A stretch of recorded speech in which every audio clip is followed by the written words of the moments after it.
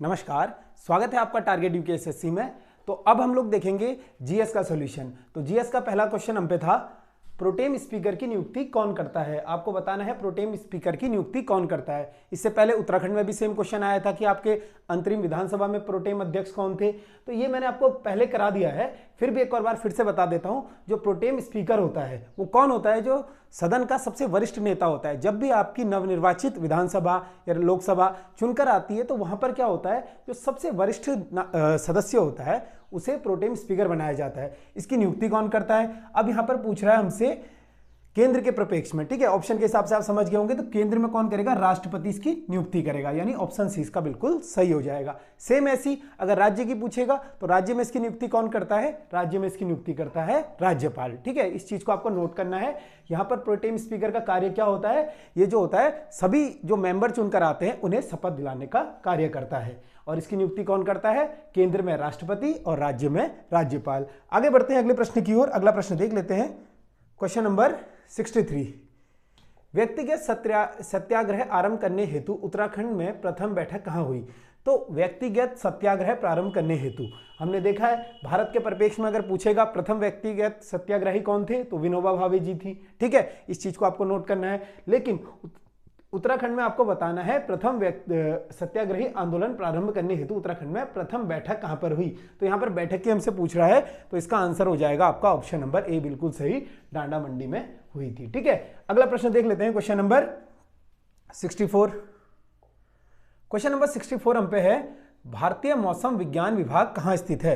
तो भारतीय मौसम विज्ञान विभाग, ये क्वेश्चन को ध्यान से पढ़ना है। यहां पर विज्ञान विभाग कह रहा है, जहां पर भी विभाग आ जाएगा तो इसका आंसर क्या हो जाएगा? जब भी आपसे पूछेगा भारतीय मौसम विज्ञान विभाग तो ये हो जाएगा नई दिल्ली। ऑप्शन ए इसका बिल्कुल सही हो जाएगा। जो भारतीय मौसम विज्ञान विभाग है यह आपका स्थित हो जाएगा नई दिल्ली में। यहीं पर मैं आपसे बात करूं भारतीय मौसम वेधशाला, ठीक है, भारतीय मौसम वेधशाला, भारतीय मौसम वेधशाला, ठीक है, भारतीय मौसम वेधशाला, ये कहां पर हो जाएगी? ये हो जाएगी आपकी पुणे में हो जाएगी, ठीक है। तो दोनों में डिफरेंस है।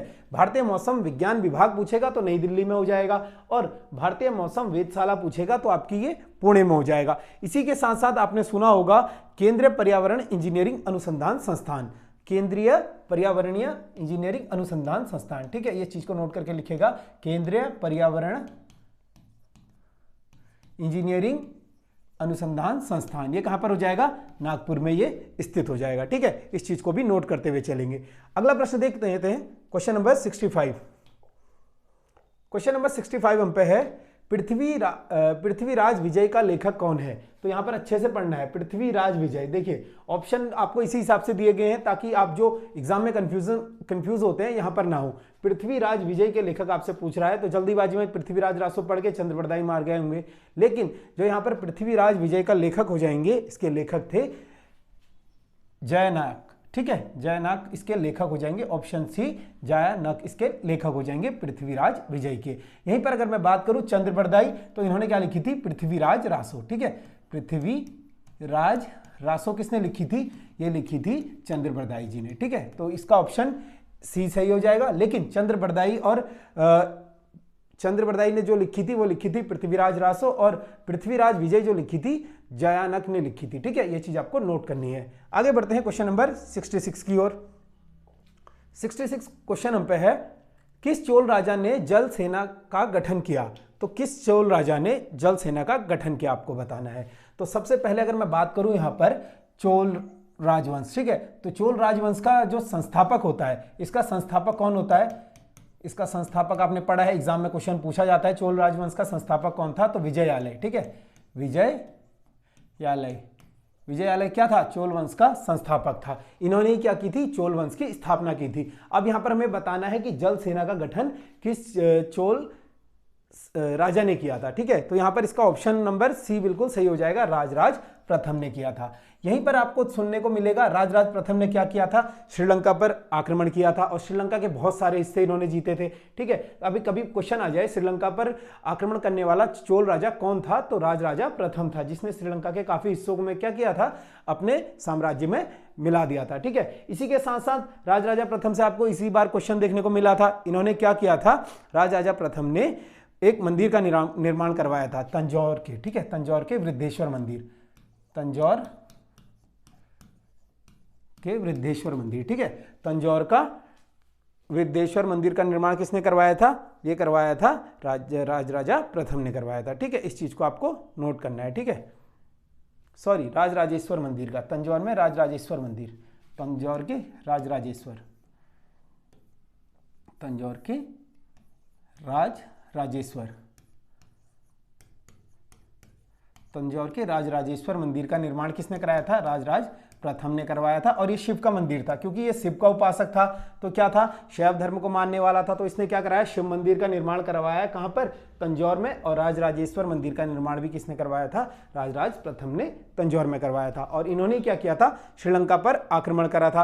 अच्छा, चोल वंश का जो सर्वाधिक विस्तार है, चोल वंश का सर्वाधिक विस्तार अगर मैं बात करूं, चोल वंश का सर्वाधिक विस्तार भी इन्हीं के समय हुआ था, ठीक है। चोल वंश का सर्वाधिक विस्तार इन्हीं के समय हुआ था। और क्या हुआ था इनके समय? इन्होंने ही बंगाल के राजा को पराजित किया था, ठीक है। बंगाल के राजा को कौन पराजित करता है? बंगाल के राजा को पराजित किया था, ठीक है। किसने किया था? राजराज प्रथम ने किया था।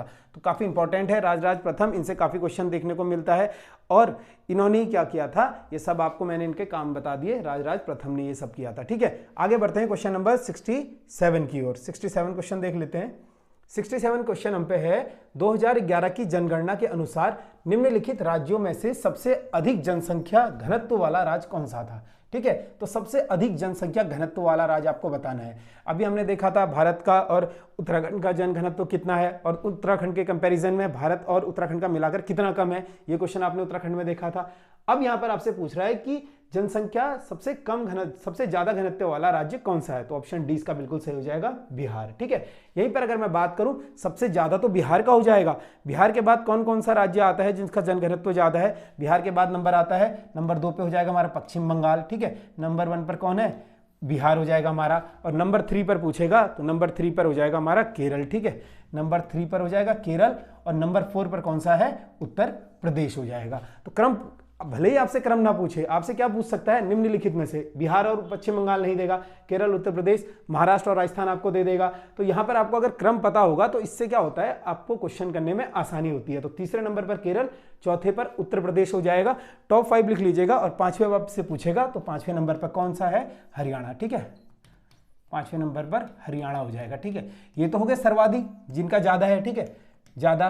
और अगर मैं कम की बात करूं, कम घनत्व वाले राज्य कौन कौन से हैं, तो इनको नोट करके लिख लीजिएगा। सबसे नंबर 1 पर जो सबसे कम घनत्व है वो हो जाएगा आपका अरुणाचल प्रदेश का, ठीक है। अरुणाचल प्रदेश का हो जाएगा, ठीक है। इस चीज को आपको लिखना है। दूसरे नंबर पर कौन सा राज्य आएगा? दूसरे नंबर पर जो आपका राज्य आता है मिजोरम आता है, ठीक है, मिजोरम। तीसरे नंबर पर कौन सा आता है? सिक्किम आता है तीसरे नंबर पर, ठीक है।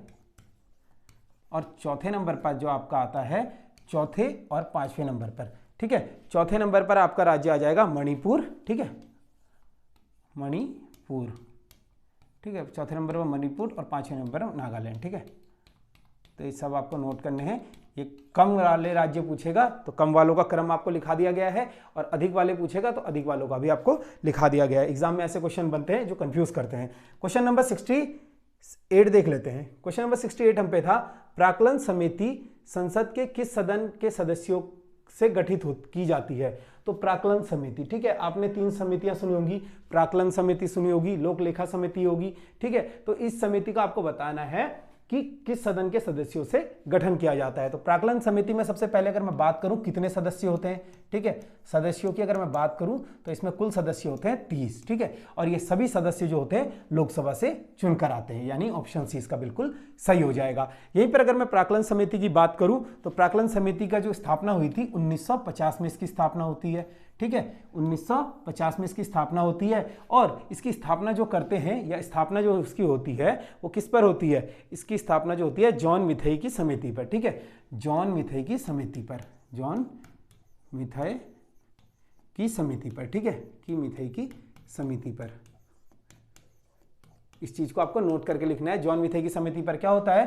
प्राक्कलन समिति का गठन होता है और इसके सभी सदस्य जो होते हैं लोकसभा से चुनकर आते हैं। 1950 में इसका गठन होता है, इसीलिए इसे क्या बोला जाता है, स्थायी मितव्यय समिति। ठीक है, स्थायी मितव्यय समिति से बोला जाता है। इस चीज को आपको नोट करके लिखना है। यहीं पर अगर मैं बात करूं, एक और समिति आपने सुनी होगी, लोक लेखा समिति। तो लोक लेखा समिति का जो गठन होता है, ठीक है, लोक लेखा समिति, लोक लेखा समिति। तो लोक लेखा समिति आपको नोट करके लिखना है। ठीक है, एक मिनट। लोक लेखा समिति, लोक लेखा समिति। एक तो हो गया आपका प्राक्कलन समिति। लोक लेखा समिति से आपका क्वेश्चन आया था हाल ही के एग्जाम में, फर्स्ट ग्रेड में आपने देखा होगा। तो लोक लेखा समिति के जो सदस्य और संख्या होती है, टोटल इसमें 22 सदस्य होते हैं। ठीक है, 7 अगर मैं 15 में बात करूं तो 15 हो जाएंगे इसमें लोकसभा से, ठीक है, प्लस 7 इसमें हो जाएंगे राज्यसभा से। टोटल मेंबर पूछेगा तो इसके 22 हो जाएंगे, 15 लोकसभा से, 7 राज्यसभा से, और इसका कार्यकाल जो होता है 1 वर्ष का होता है। ठीक है, 1 वर्ष का इसका कार्यकाल होता है, और जो इसका अध्यक्ष होता है लोक लेखा समिति का, वो विपक्ष का कोई नेता होता है। तो इस चीज को भी आपको नोट करना है। और अगर इसकी स्थापना पूछेगा या गठन पूछेगा लोक लेखा समिति का, तो 1921 में इसका गठन होता है। ठीक है, तो दोनों ही समितियां अलग अलग हो जाएंगी। एक तो प्राक्कलन समिति होगी, एक लोक लेखा समिति होगी, एक आती है लोक उपक्रम समिति। ठीक है, तीसरी समिति। तो 3 समितियां ये होती हैं, 2 समितियां आपको बता दी है, तीसरे हम फिर कभी और क्लास में देखेंगे। ठीक है, अगला बढ़ते हैं क्वेश्चन की ओर। क्वेश्चन नंबर 69 हम लोग देखेंगे। 69 क्वेश्चन हम पे है, निम्नलिखित में से कौन सा एक व्यय भारत की संचित निधि पर भारित नहीं है। यानी भारित नहीं है, ये क्वेश्चन आ रहा है। देखिए, ये क्वेश्चन काफी इंपॉर्टेंट क्वेश्चन है, इस टाइप के क्वेश्चन आपको देखने को मिलते हैं। ठीक है, तो एक कंट्रोवर्शियल क्वेश्चन था, थोड़ा अलग किताबों में अलग अलग इसका आंसर दे रहा था। जहां से हमने क्वेश्चन पुटअप किया था तो वहां पर इसका ऑप्शन सी बिल्कुल सही दिया गया हुआ है। ठीक है, एग्जाम में आया हुआ क्वेश्चन है और उन्होंने माना भी है इस क्वेश्चन को। जो भारत के प्रधानमंत्री के वेतन और भत्ते हैं, ठीक है, फिर भी एक बार मैं इसका करेक्शन करा दूंगा अगर आप लोग को कुछ इसका आंसर चेंजेस होगा।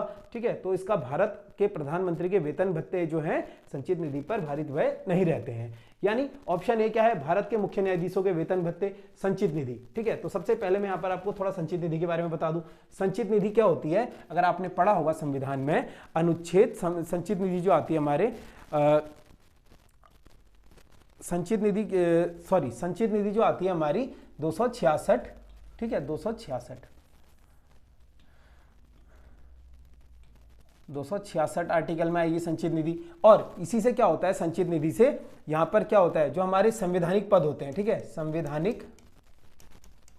संवैधानिक पद होते हैं, जैसे कि राष्ट्रपति हो गया आपका, सुप्रीम कोर्ट के जज हो गए, या फिर कैग हो गए, या फिर लोक सेवा आयोग के अध्यक्ष हो गए। ठीक है, उन सभी का जो वेतन भत्ता होता है, ये सभी किसी से जाता है, संचित निधि से जाता है। और यहां पर क्या होता है कि जो संचित निधि होती है, इन सभी के जो वेतन भत्ते हैं ये डिसाइड करती है। और यहीं पर एक सबसे इंपॉर्टेंट क्वेश्चन आता है, इंपॉर्टेंट मार्क करके लिखिएगा। संचित निधि से जो होता है हाई कोर्ट का जो जज होता है, हाई कोर्ट के जज की इससे क्या जाती है, पेंशन जाती है, लेकिन सैलरी से नहीं जाती है। ये क्वेश्चन पूछा जाता है कि जो उच्च न्यायालय, ठीक है, राज्य का जो उच्च न्यायालय होता है, उसका जो पेंशन भत्ते हैं वो कहां से जाते हैं, तो संचित निधि से जाते हैं, पर उसकी तनख्वाह यहां से नहीं जाती है। ठीक है, तो इस चीज को नोट करना है आपको। जो हाई कोर्ट के जो जज हैं, ठीक है, हाई कोर्ट के जो जज हैं, हाई कोर्ट के जज की यहां से पेंशन तो जाती है, ठीक है, पेंशन जाएगी, पर इनका जो वेतन है वो वेतन यहां से नहीं जाता है। ठीक है, वेतन यहां से नहीं जाता है, कहां से, संचित निधि से। इस चीज को आपको नोट करना है। और इस क्वेश्चन में जिसको भी डाउट होगा तो थोड़ा इस क्वेश्चन को हम लोग देख लेंगे। ठीक है, आगे बढ़ते हैं अगले प्रश्न की ओर। Question number 69। क्वेश्चन नंबर 70 हम पे है, भारत में नियोजन अर्थव्यवस्था आधारित है। तो भारत में नियोजन अर्थव्यवस्था जो आधारित है, ठीक है, ये किस पर आधारित है, आपने कल मैंने बताया था, भारत की जो अर्थव्यवस्था है वो कैसी है, मिश्रित अर्थव्यवस्था है। ठीक है, भारत की अर्थव्यवस्था कैसी है, मिश्रित अर्थव्यवस्था है। और एक नियोजन अर्थव्यवस्था का अर्थ क्या होता है, एक आर्थिक प्रणाली है जहां पर सरकार क्या करती है, निकायों का माल उत्पादन और वितरण के संबंध में आर्थिक निर्णय लेती है। मतलब जहां पर सरकार ही सारा कंट्रोल करती है, आर्थिक निर्णय वगैरह लेती है लोक नियोजन के उसमें। जैसे कि एग्जाम्पल आपको समझाऊं मैं, चाइना में आपने देखा होगा, उनकी सरकार क्या करती है, हर एक चीज को कंट्रोल करती है। ठीक है, लेकिन भारत की जो अर्थव्यवस्था है वो कैसी हो जाएगी, मिश्रित अर्थव्यवस्था हो जाएगी। ठीक है, इस चीज को भी आपको नोट करके लिखना है। आगे बढ़ते हैं अगले प्रश्न की ओर।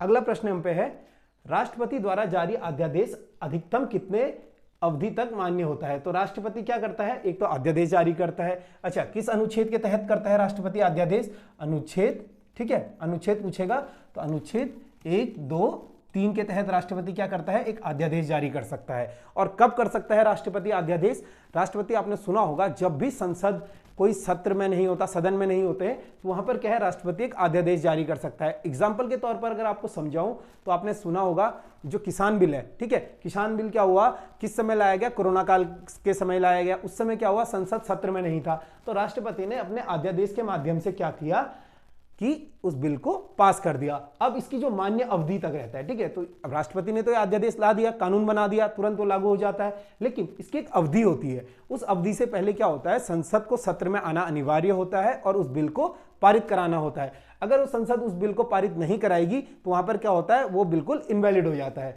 तो जो राष्ट्रपति की अवधि, अध्यादेश की अवधि मान्य रहती है, ये 6 माह या 6 सप्ताह तक रहती है, यानी ऑप्शन डी इसका बिल्कुल सही हो जाएगा। इस चीज को उम्मीद करता हूं आप समझ गए होंगे। जो राष्ट्रपति का अध्यादेश है ये किस अनुच्छेद के तहत होता है, 1, 2, 3 के तहत होता है, और किस समय लाया जाता है आपको बता दिया, जब संसद सत्र सदन में नहीं होता है, और इसकी जो मान्यता होती है 6 माह और 6 सप्ताह तक इसकी मान्यता होती है। अच्छा, राज्य में कौन लाएगा अध्यादेश, राज्य में जैसी राष्ट्र में अगर केंद्र में अगर राष्ट्रपति ला रहा है तो राज्य में राज्यपाल लाएगा। और अनुच्छेद किसका, कौन सा होगा राज्यपाल का, राज्यपाल का जो अनुच्छेद हो जाएगा ये अनुच्छेद होगा 213, ठीक है, इस चीज को भी नोट करना है। राज्यपाल अध्यादेश किस अनुच्छेद के तहत जारी कर सकता है, क्वेश्चन आता है तो आता है 213 के तहत अध्यादेश जारी कर सकता है। आगे बढ़ते हैं अगले प्रश्न की ओर।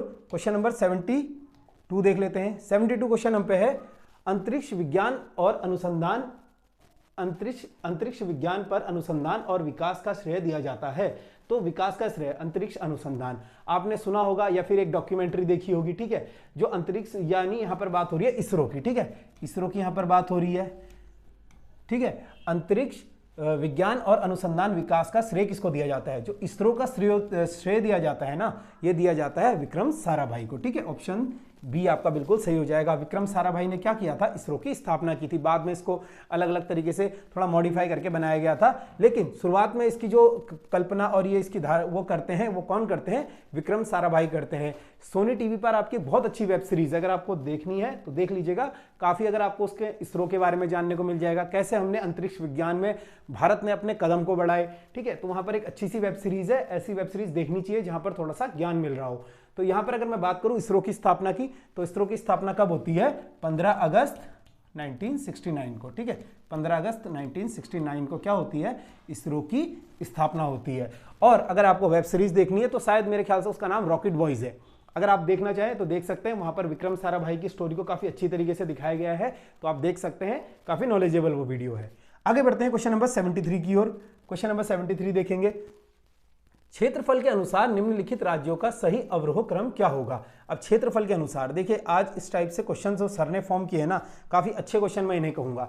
एक ही क्वेश्चन में आपको पहले तो 3-4 क्वेश्चन मिल गए, उसके बाद सोल्यूशन में आपको 4-5 क्वेश्चन मिल गए। इससे क्या है कि आपको जो सिलेबस है ना वीडियो वीपीडीओ का, अभी किसी को नहीं पता है, कोई भी आपसे कोचिंग हो या फिर हम ही लोग हो, कोई ये दावा नहीं कर सकता है कि यूकेएसएससी कैसा पेपर बनाएगा और किस पैटर्न पर वो चलेगा। आप लोग समझदार हैं, आपको पता है यूकेएसएससी की जो कार्य प्रणाली है वो पूरी तरीके से बदल चुकी है। आपने देखा होगा, चाहे वो सचिव हो, अध्यक्ष हो, हर एक मेंबर वहां का बदल गया है। तो अब वो लोग क्या करेंगे, कैसे करेंगे, ये कहना मुश्किल है, लेकिन फिर भी जो हमारे सिलेबस के अकॉर्डिंग है, हम लोग उसी चीज को पढ़ते हुए चल रहे हैं। आपने देखा होगा, हमने इसीलिए टारगेट बैच, जो इस बार टारगेट बैच बनाया है, वो बैच इसीलिए बनाया है ताकि आपका सिलेबस जो है कंप्लीटली पूरा हो जाए। तो जो बच्चे इंटरेस्टेड है, नीचे लिंक आ रही होगी, ठीक है, आप लोग लिंक पर क्लिक कर सकते हैं, टेलीग्राम में जुड़ सकते हैं, या हमारा व्हाट्सएप नंबर आप लोग लिख लीजिए, ठीक है, व्हाट्सएप नंबर क्या है, 941009, ठीक है, 05102, इस नंबर पर आप हमें व्हाट्सएप कर सकते हैं, ठीक है। टारगेट बैच की जानकारी चाहिए, और वीडियो भी नीचे लिंक में आ रहा होगा, टारगेट बैच में क्या क्या है,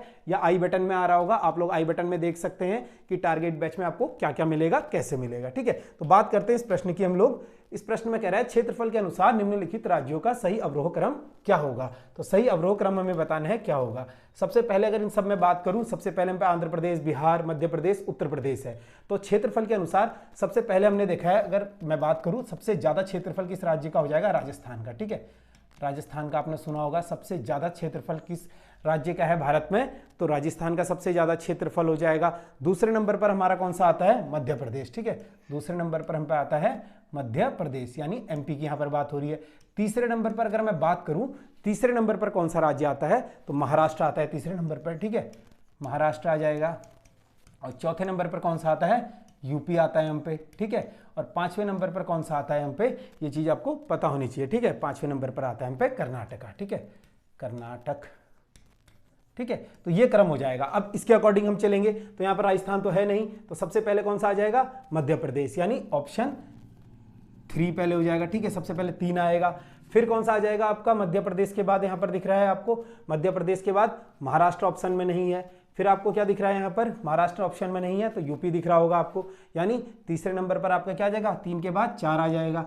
ठीक है, ये चीज आपको आ जाएगा 3 के बाद 4, और 4 के बाद आपका क्या आ जाएगा? आंध्र प्रदेश। ठीक है, 4 के बाद 1 आएगा और 1 के बाद आ जाएगा 2, यानी ऑप्शन डी आपका बिल्कुल सही हो जाएगा यहाँ पर। ठीक है, तो इस चीज को आपको नोट करना है कि सबसे ज्यादा क्षेत्रफल राजस्थान का है, फिर मध्य प्रदेश का है, फिर राजस्थान का, फिर यूपी का, फिर कर्नाटका का, और इसका उत्तर आपको बताना था, तो ऑप्शन डी इसका बिल्कुल सही हो जाएगा। तो ये क्वेश्चन इंपॉर्टेंट है, इस क्वेश्चन को आप याद कर सकते हैं। आगे बढ़ते हैं अगले प्रश्न की ओर। क्वेश्चन नंबर 74 देख लेते हैं। वर्तमान लोकसभा के प्रत्येक राज्यों के लिए स्थानों का आवंटन आधारित है। तो आपको पता होगा जो आपकी लोकसभा सीटें हैं, ठीक है, इनका जो सीटों का आवंटन होता है ये किस आधारित पर होता है? तो ये होता है 1971 की जनगणना पर। ठीक है, 1971 में क्या हुआ था? ये एक अध्यादेश लाया गया था, शायद मेरे ख्याल से यह संविधान संशोधन किया गया था इंदिरा गांधी जी के द्वारा। वहां पर बताया गया था कि अब जो संसद में लोकसभा सीटें हैं उनका जो आवंटन होगा प्रत्येक 10 लाख पर होगा। ठीक है, प्रत्येक 10 लाख पर एक लोकसभा सीट अभी तक जो मान्य है। ठीक है, अगर अभी तक जो चल रहा है हमारा प्रत्येक 10 लाख, यानी उत्तराखंड में अगर मैं बात करूं तो प्रत्येक 10 लाख लोगों पर एक लोकसभा सीट है, यानी इससे ज्यादा भी हो सकते हैं। ठीक है, 10 लाख लोगों पर कम से कम आपके 10 लाख होने चाहिए। लेकिन अभी क्या है, हाल ही में आपने देखा होगा एक संविधान संशोधन किया गया भारत सरकार के द्वारा, जिसमें लोकसभा की सीटों को 2026 के लिए एक्सटेंड कर दिया गया। ठीक है, परिसीमन इसको बोला जाता है। 2026 तक के लिए इसको परिसीमन आयोग को परिसीमन को टाल दिया गया है। अब 2026 में क्या होगा? दोबारा से एक जनगणना का आधार लिया जाएगा कि इतने लोगों पर एक लोकसभा सीट होगी। अगर जनगणना पर करने लग गए, अभी आपने हाल ही में रिपोर्ट देखी होगी, भारत दुनिया का सबसे ज्यादा जनसंख्या वाला देश बन गया है। लगभग यूएन की रिपोर्ट के अनुसार भारत की जनसंख्या 1.41 करोड़ हो गई है। ठीक है, 141 करोड़ लगभग हम भारत की जनसंख्या हो गई है। तो अब जनसंख्या का दोबारा से इस साल जनगणना होनी है। ठीक है, तो जनगणना में जब रिपोर्ट आएगी तो पता लग जाएगा कि कितनी लोकसभा सीटों पर कितने एक सीटों का आवंटन किया जाएगा 2026 में। इसका आंसर हो जाएगा ऑप्शन सी आपका सही हो जाएगा। सन 1971 की जनगणना के आधार पर क्या किया जाता है? लोकसभा के प्रत्येक राज्यों के लिए सीटों का आवंटन किया जाता है। आगे बढ़ते हैं क्वेश्चन नंबर 75 की ओर। क्वेश्चन नंबर 75 हम पे है, एलिफेंटा के प्रसिद्ध शहर को काटकर बनाए गए मंदिर का श्रेय दिया जाता है। तो एलिफेंटा का प्रसिद्ध मंदिर, सबसे पहले मैं बात करूं एलिफेंटा का प्रसिद्ध मंदिर, ये कहां पर हो जाएगा? एलिफेंटा का प्रसिद्ध मंदिर हो जाएगा आपका, आपने सुना होगा, एलिफेंटा का प्रसिद्ध मंदिर हो जाएगा आपका महाराष्ट्र में। ठीक है, महाराष्ट्र में मंदिर है। ठीक है, महाराष्ट्र में ये मंदिर है, और इसी के साथ साथ इसको जो बनाने का श्रेय दिया जाता है ये राष्ट्रकूटों को दिया जाता है, यानी ऑप्शन डी आपका बिल्कुल सही हो जाएगा। ठीक है, राष्ट्रकूटों को श्रेय क्या दिया जाता है? आपके एलिफेंटा प्रसिद्ध मंदिरों को एलिफेंटा की प्रसिद्ध शहरों को काटकर मंदिर बनाने का श्रेय राष्ट्रकूटों को दिया जाता है। और ये एलिफेंटा पूछा जाता है कि प्रसिद्ध एलिफेंटा गुफा कहां पर है? तो प्रसिद्ध एलिफेंटा गुफा हो जाएगी आपकी महाराष्ट्र में। आगे बढ़ते हैं क्वेश्चन नंबर 76 की ओर। क्वेश्चन नंबर 76 देख लेते हैं। विश्व की सबसे लंबी हवाई सुरंग है। तो विश्व की सबसे लंबी हवाई सुरंग आपको बतानी थी, कौन सी है? हाल ही में आपने सुना होगा 2020 में मोदी जी ने क्या किया था? एक सुरंग का उद्घाटन किया था। इस सुरंग का नाम था अटल सड़क टनल। ठीक है, और इसकी बात करूं 2020 में इसका मोदी जी उद्घाटन करते हैं। कहां पर यह सुरंग हो जाएगी? तो ये जोड़ती है मनाली को, यानी मनाली को लेह से। ठीक है, मनाली को लेह से ये सुरंग जोड़ती है, और ये क्या है अपने आप में? विश्व की सबसे लंबी हवाई सुरंग हो जाएगी। अगर इसकी आपसे लंबाई पूछी जाए तो लंबाई कितनी है? इसकी लंबाई हो जाएगी 9.02 किलोमीटर इसकी लंबाई हो जाएगी। तो पूछ सकता है, आजकल काफी डीप वो करंट अफेयर पूछ रहा है। देखिए अब ये नहीं कहा जा सकता कि यूकेएसएससी अब करंट अफेयर नहीं पूछेगा, तो आप लोग बिल्कुल भी हल्के में मत लीजिएगा। संडे को आपको पता है हमारी एप्लीकेशन पर फ्री में करंट अफेयर होता है, तो जो भी छात्र हैं, चाहे यूट्यूब पर वो देख रहे हो, चाहे हमारे बैचेस के छात्र हो, सभी के लिए वो करंट अफेयर फ्री होता है। अभी तक आपको पता है हमने लगभग 8-10 करंट अफेयर के टेस्ट फ्री करा दिए हैं। तो आपके लिए कोशिश की जाती है कि आपको जितना भी कंटेंट हो पॉसिबल हो हमसे, वो बेस्ट से बेस्ट प्राइस में दिया जाए या फिर उसको फ्री करा जाए। कुछ चीजें हैं, कुछ तंत्र है, कुछ संसाधन है जिससे हम भी चल पा रहे हैं, इसीलिए आपसे बहुत नॉमिनल फीस ली जाती है। आपको पता ही है, मात्र 199 रुपीज में आपको ये कोर्स मिला हुआ है, ठीक है, जिसमें आपको यहाँ पर सोल्यूशन मिलता है, साथ ही साथ इसकी पीडीएफ आपको दी जाती है, वीडियो सोल्यूशन दिया जाता है। तो 199 एक जेन्युइन प्राइस है। मेरे ख्याल से वीडियो बनने के लिए कोई भी इतने कम प्राइस में आपको ऐसी सब सुविधाएं नहीं देगा, ठीक है। फिर भी आपको जहां अच्छा लग सकता है आप वहां जा सकते हैं। ये यूट्यूब वाले छात्रों के लिए है, हमारे एप्लीकेशन पर काफी छात्र हमारे साथ जुड़े हुए हैं, वो इसकी तैयारी कर रहे हैं, ठीक है।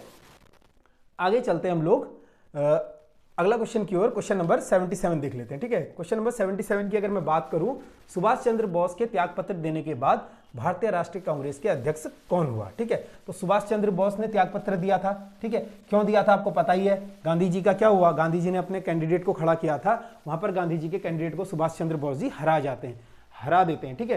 तो हराने के बाद क्या होता है, गांधी जी का थोड़ा सा ईगो वगैरह हर्ट हो जाता है, ठीक है। तो वहां पर सुभाष चंद्र बोस पे क्या प्रेशर बनाया जाता है कि आपको क्या है, इस्तीफा देना पड़ेगा। तो इनके इस्तीफे के बाद, ये इस्तीफा कब देते हैं आपको ये भी पता होना चाहिए। तो 1939 में क्या होता है, कांग्रेस का एक अधिवेशन होता है, ठीक है। 1939 का एक अधिवेशन आता है, त्रिपुरी अधिवेशन, ठीक है। त्रिपुरी अधिवेशन, यहां पर सुभाष चंद्र बोस जीत कर आते हैं, लेकिन इनको ऊपर प्रेशर बनाया जाता है कि ये त्यागपत्र दे दें। तो इनके त्यागपत्र देने के तुरंत बाद क्या होता है, सरदार राजेंद्र प्रसाद जी को अध्यक्ष बनाया जाता है। ऑप्शन सी आपका बिल्कुल सही हो जाएगा, इस चीज को आपको नोट करना है। और उसी के बाद 1939 में सुभाष चंद्र बोस जी क्या करते हैं, ठीक है। सुभाष चंद्र बोस जी यहां से इस्तीफा देने के बाद 1939 में क्या करते हैं, एक ब्लॉक की स्थापना करते हैं जिसका नाम होता है फॉरवर्ड ब्लॉक, ठीक है। फॉरवर्ड ब्लॉक की स्थापना ही करते हैं। तो क्वेश्चन आता है फॉरवर्ड ब्लॉक की स्थापना किसने की, तो फॉरवर्ड ब्लॉक की जो स्थापना करते हैं सुभाष चंद्र बोस जी करते हैं। और कब करते हैं, 1939 में ही करते हैं। इस चीज को आपको नोट करके लिखना है, ठीक है। आगे बढ़ते हैं क्वेश्चन नंबर 78 की ओर। क्वेश्चन नंबर 78 हम पे है, कृष्णा नदी जल विवाद किन राज्यों के मध्य है, ठीक है। तो कृष्णा नदी, अब आपने कृष्णा नदी सुनी होगी, काफी इंपॉर्टेंट, ये दक्षिण भारत की हमारी नदी हो जाएगी। एक कृष्णा नदी का एक विवाद है, ठीक है। तो कृष्णा नदी का जो विवाद है आपका, ये विवाद हो जाएगा कर्नाटक और महाराष्ट्र और आंध्र प्रदेश के बीच, यानी ऑप्शन ए इसका बिल्कुल सही हो जाएगा। अब कृष्णा नदी की अगर मैं बात करूं, कृष्णा नदी की, तो काफी इंपॉर्टेंट ये नदी है। कृष्णा नदी के बारे में आपने सुना होगा, महाबलेश्वर की जो समीप एक पश्चिमी घाट की पहाड़ी से निकलती है, ठीक है। महाबलेश्वर के समीप पश्चिमी घाटी से निकलती है, ठीक है। पश्चिमी घाटी से निकलती है, कहां, किसके समीप है वो, महाबलेश्वर की पहाड़ी के पास, ठीक है। महाबलेश्वर की पहाड़ी के पास, ठीक है। महाबलेश्वर की पहाड़ी के पास से पश्चिमी घाटी से क्या निकलती है, आपकी कृष्णा नदी निकलती है। और कृष्णा नदी का जो इसकी जो सहायक नदियां हो जाएंगी, ठीक है। सहायक नदियां आपको पता है, इसकी सहायक नदियां कौन सी हो जाएंगी, तुंगभद्रा, ठीक है। तुंगभद्रा इसकी सहायक नदी है। और कौन कौन सी है कृष्णा नदी की सहायक नदियां आपको पता होना चाहिए। तुंगभद्रा के अलावा आपने सुना होगा कोयना, ठीक है। कोयना एक परियोजना भी आती है, कोयना परियोजना कहाँ, कौन सी नदी पर है, तो कोयना नदी पर हो जाएगी, ठीक है। तो तुंगभद्रा, कोयना इसकी सहायक नदी हो जाएगी। और कौन सी इसकी सहायक नदी आपने सुना होगा, भीमा इसकी सहायक नदी हो जाएगी, ठीक है। भीमा इसकी सहायक नदी है। और कौन कौन सी है इसकी सहायक नदियां, भीमा और अमरावती, ठीक है। अमरावती इसकी, ये सभी सहायक नदियां हो जाएंगी कृष्णा नदी की। और उद्गम कहां से होता है, महाबलेश्वर की पहाड़ी के समीप पश्चिमी घाटी से इसका उद्गम होता है, ठीक है। और यहीं पर मैं बात करूं, कृष्णा नदी पर कौन सा बांध बना है, तो कृष्णा नदी पर नागार्जुन बांध बना हुआ है, ठीक है। नागार्जुन बांध किस नदी पर है, ये पूछा जाता है एग्जाम में। देखिए बहुत ही इंपॉर्टेंट क्वेश्चन है, लगातार ये क्वेश्चन बार बार रिपीट ही हो जाता है मेरे ख्याल से। कभी कभी आयोग को पता नहीं क्या लगता है, आयोग हो या उत्तराखंड का आयोग हो, यूपी एमपी, हर कहीं पर आपको ये क्वेश्चन देखने को मिल जाएगा। नागार्जुन बांध किस नदी पर है, या कृष्णा नदी पर कौन सा बांध है, तो नागार्जुन बांध कृष्णा नदी पर हो जाएगा, ठीक है। और ये कहां पर हो जाएगा, आंध्र प्रदेश और तेलंगाना में, ठीक है। ये चीज भी आपको नोट करनी है, कहां पर है ये, आंध्र प्रदेश और तेलंगाना में हो जाएगा, ठीक है। ये चीज भी आपको नोट करनी है। क्वेश्चन नंबर 79 देखेंगे। क्वेश्चन नंबर 79 हम पे है, लीलावती का फारसी अनुवाद करने वाला था, ठीक है। तो लीलावती क्या थी, सबसे पहले तो बात करूं मैं, लीलावती एक पुस्तक थी, ठीक है, लीलावती एक पुस्तक हो जाएगी। और इस पुस्तक की जो इस पुस्तक को जो लिखा था, ठीक है, लीलावती एक पुस्तक हो जाएगी। ठीक है, लीलावती एक पुस्तक हो जाएगी। और इसका विषय क्या था? इसका विषय था गणित। ठीक है, गणित विषय की पुस्तक थी। ठीक है, गणित विषय की पुस्तक हो जाएगी जिसमें अंक गणित, बीज गणित हमें देखने को मिलता है। तो इसका जो फारसी अनुवाद किया गया था फैजी के द्वारा किया गया था। ठीक है, और लीलावती जो मूल भाषा में किस भाषा में लिखी गई थी आपसे पूछा जाएगा, गणित भाषा में। ठीक है, तो गणित की तो पुस्तक हो जाएगी, भाषा इसकी हो जाएगी संस्कृत। ठीक है, संस्कृत में लिखी गई थी और इसका फारसी अनुवाद जो किया था फैजी ने किया था। और अगर आपको यहाँ पे मैं पूछूं लीलावती के रचयिता कौन है, तो भास्कराचार्य। ठीक है, भास्कराचार्य जी इसके क्या हो जाएंगे? लेखक हो जाएंगे। ठीक है, लेखक कौन है? भास्कराचार्य जी हैं। और इसका सब्जेक्ट आपसे पूछेगा विषय क्या है, तो गणित इसका विषय हो जाएगा। और इसके लेखक भास्कराचार्य जी हैं, जिन्होंने संस्कृत भाषा में लिखी थी, जिसमें हम अंक गणित देखने को मिलता है, बीज गणित देखने को मिलता है, या रेखा गणित देखने को मिलता है। तो सभी जो गणित है ये लिखी थी आचार्य भास्करानंद जी ने, ये पुस्तक लीलावती। ठीक है, और फारसी में अनुवाद किया था इसका फैजी ने। आगे बढ़ते हैं क्वेश्चन नंबर 80 की ओर। क्वेश्चन नंबर 80 हम पे है, हिंदू तथा ईरानी वास्तुकाल का सर्वप्रथम समन्वय हमें कहां देखने को मिलता है? तो हिंदू तथा ईरानी वास्तुकाल का सर्वप्रथम समन्वय, ठीक है, हिंदू तथा ईरानी वास्तुकाल का सर्वप्रथम हमें समन्वय कहां देखने को मिलता है? ये शेरशाह के मकबरे में देखने को मिलता है। यानी ऑप्शन डी इसका बिल्कुल सही हो जाएगा। और शेरशाह का मकबरा कहां पर है ये पूछा जाता है एग्जाम में, तो सासाराम बिहार में। ठीक है, सासाराम बिहार में इसका मकबरा हो जाएगा। ठीक है, सासाराम बिहार में इसका मकबरा हो जाएगा। ठीक है, किसका? शेरशाह सूरी का। ठीक है, तो शेरशाह सूरी का मकबरा कहां पर हो जाएगा? सासाराम बिहार में हो जाएगा। और इसका निर्माण आए तो निर्माण 1545 के लगभग आता है। ठीक है, तो निर्माण इतना इंपॉर्टेंट नहीं है, क्योंकि आप अगर डेट के पीछे भागेंगे ना, हिस्ट्री में इतनी सारी डेट है। देखिए स्मार्ट वर्क क्या होता है, मैं हमेशा से कहता हूँ स्मार्ट वर्क के पीछे भागना चाहिए। काफ़ी लोग क्या करते हैं कि उत्तराखंड पढ़ते हैं, हिंदी पढ़ते हैं, ठीक है, हिंदी उत्तराखंड पढ़ना अच्छी बात है, जीएस के पीछे वो ज़्यादा भागते हैं। अब आप अगर कैलकुलेशन करेंगे ना, तो टोटल आपकी जीएस जो आती है 6 नंबर की आती है। ठीक है, सॉरी, हिस्ट्री आपकी 6 नंबर की आती है। और हिस्ट्री के लिए अगर मैं आपसे सोर्स पूछूं, तो आप में से बहुत से स्टूडेंट होंगे वो क्या करते होंगे, दिन भर यूट्यूब देखते होंगे, यूट्यूब में अलग अलग सोर्स से आप पढ़ते होंगे, या फिर आपके पास लूसेंट होगी, महेश कुमार बर्णवाल की किताब होगी, या गोयल की होगी, या फिर स्पेक्ट्रम होगी। 36 किताबें आप लोग क्या करेंगे, जीएस की लेकर आ जाएंगे। जो मेरा मत है, जो मेरा मानना है, जो हम लोग एडवाइस करते हैं, आप एक किताब को पढ़िए, 10 बार पढ़िए। 10 किताबों से बेहतर है एक किताब को पढ़िए। देखिए अगर आप लोग वीडियो के पेपर के लिए तैयारी कर रहे हैं ना, तो आप लोग क्या है, पुराने स्टूडेंट है कहीं ना कहीं, जो पुराने छात्र हैं, चाहे चयनित हो चाहे वो अचयनित हो, तो आप काफी लंबे समय से पढ़ते हुए आ रहे हैं। तो आपको यहाँ पर मेरे ख्याल से जीएस के पीछे इतना ज्यादा वो नहीं करना चाहिए। आपने जो पढ़ा है उसी को अच्छी तरीके से रिवीजन कीजिए। यहाँ पर क्या है, 6 नंबर की जीएस के लिए आप 6 किताबें ले आओगे, फिर उनको पढ़ोगे। अब इतना समय नहीं है ना कि 6 किताबों को आप अगले 2 महीने में पढ़ के चले जाओ। तो मेरा मत जो है, तो मेरा मानना है आप लोगों को करना चाहिए, लूसेंट अगर आपके पास है उसी को अच्छी तरीके से पढ़िए, उसी लूसेंट को 2 महीने में 6 बार पढ़ दीजिए। निश्चित तौर पर मैं इतनी गारंटी देता हूं, जिस बंदे ने भी लूसेंट पढ़ दी 6 महीने में, ठीक है, सॉरी 2 महीने में 6 बार जिसने लूसेंट पढ़ दी, उसके 6 में से 5 प्रश्न यहाँ पर 100% सही हो जाएंगे। ठीक है, 6 में से 5 प्रश्न आपको लूसेंट से ही देखने को मिल जाएंगे। यानी 1 नंबर के लिए आप क्या है, अगली 10 किताबें पढ़ रहे हो। तो ये चीज यहाँ पर थोड़ा सा नहीं करनी है, स्मार्ट वर्क के साथ आप लोगों को जाना है। ठीक है, ज्यादा किताबें लेकर क्या है, आप अपने आप को ही प्रेशर देंगे, तो लूसेंट इनफ है, चाहे वो जीएस हो, पॉलिटी हो, हिस्ट्री हो। 10 किताबों के पीछे नहीं भागना है। एग्जाम में जितने क्वेश्चन आते हैं ना, 100 क्वेश्चन आते हैं, मान लीजिए 100 क्वेश्चन में से 10 क्वेश्चन अगर बाहर से भी आते हैं, लूसेंट के बाहर से भी आते हैं, तो 90 क्वेश्चन तो आपके पास है। 90 क्वेश्चन तो आप पढ़ के जा रखे हो। 90 और एग्जाम में 100 क्वेश्चन थोड़ी करने होते हैं। 100 क्वेश्चन तो एग्जामिनर 100 में से कम 5-6% उसके क्वेश्चन ऐसे रहते हैं कि वो मेरिट के लिए देता है, तो वो क्वेश्चन करने जरूरी नहीं है। 90 क्वेश्चन करो, 90 क्वेश्चन से आप अगर 80 सही करके आते हो, 75 सही करके आते हो, तो आपको 100% सिलेक्शन है। तो यहाँ पर स्मार्ट वर्क आपको करना पड़ेगा। आगे बढ़ते हैं क्वेश्चन नंबर 81 की ओर। ठीक है, 81 देख लेते हैं। सबसे अधिक घनत्व वाला ग्रह कौन सा है? तो सबसे अधिक घनत्व वाला ग्रह में बताना है कौन सा है। तो सबसे अधिक जो घनत्व हो जाएगा यहाँ पर पृथ्वी का हो जाएगा। ठीक है, ऑप्शन बी यहाँ पर बिल्कुल सही है। आगे बढ़ते हैं क्वेश्चन नंबर 82 की ओर। क्वेश्चन नंबर 82 हम पे है, दंडकारण्य प्रदेश स्थित नहीं है। तो दंडकारण्य प्रदेश स्थित नहीं है, आपको बताना है। तो दंडकारण्य प्रदेश क्या है, हमारे 4 राज्यों में स्थित है। तो यहाँ पर इनमें से बताना है नहीं है। तो जब भी नहीं है आता है, मैंने हमेशा से आपको बताया है नहीं है आता है, तो आपको सीधा सीधा क्या करना है, गोला करना है। इससे क्या होगा कि आप लोग क्वेश्चन पढ़ने में गलती नहीं करेंगे। अब दंडकारण्य प्रदेश है, देखा आपने सीधा आंध्र प्रदेश टिक मार दिया या फिर छत्तीसगढ़ टिक मार दिया, तो नहीं अगर आप टिक गोला करते हैं फिर दोबारा प्रश्न पढ़ते हैं तो आपको कहीं ना कहीं क्वेश्चन अच्छी तरीके से आ चुका होता है। तो दंडकारण्य का प्रदेश कहां पर नहीं है पूछेगा, तो छत्तीसगढ़ में इसका विकास नहीं है, ठीक है, मतलब छत्तीसगढ़ में ये नहीं पड़ता है, ऑप्शन बी गलत हो जाएगा, ठीक है। तो दंडकारण्य क्षेत्र जो है 4 इलाकों में पड़ता है, ठीक है। इसके अलावा जो 3 राज्य हैं, ये तो हो जाएगा आंध्र प्रदेश, ठीक है, दूसरा हो जाएगा मध्य प्रदेश, तीसरा उड़ीसा में पड़ता है और चौथा पूछेगा, चौथा कौन सा हो जाएगा, तेलंगाना, ठीक है, तेलंगाना, तेलंगाना में स्थित हो जाएगा आपका दंडकारण्य क्षेत्र हो जाएगा, ठीक है। आगे बढ़ते हैं क्वेश्चन नंबर 83 की ओर, ठीक है। क्वेश्चन नंबर 83 हम लोग देखेंगे, वह वस्तु जिसके द्वारा आंकड़ों को टेलीफोन के माध्यम से बाइनरी सिग्नलों की सहायता से भेजा जाता है कहलाता है। तो वह युक्ति जिसके द्वारा आंकड़े को टेलीफोन के माध्यम से बाइनरी सिग्नल के सहायता से भेजा जाता है उसे कहते हैं मॉडम, यानी ऑप्शन है आपका बिल्कुल सही हो जाएगा, ठीक है। और मॉडम कैसी डिवाइस होती है, मैंने आपको पहले भी बताया है मॉडम, ठीक है। मॉडम का फुल फॉर्म अगर पूछेगा तो मॉड्यूलेटर डिमॉड्यूलेटर इसका फुल फॉर्म हो जाएगा, ठीक है, मॉड्यूलेटर, ठीक है, मॉड्यूलेटर डीमॉड्यूलेटर इसका फुल फॉर्म हो जाएगा,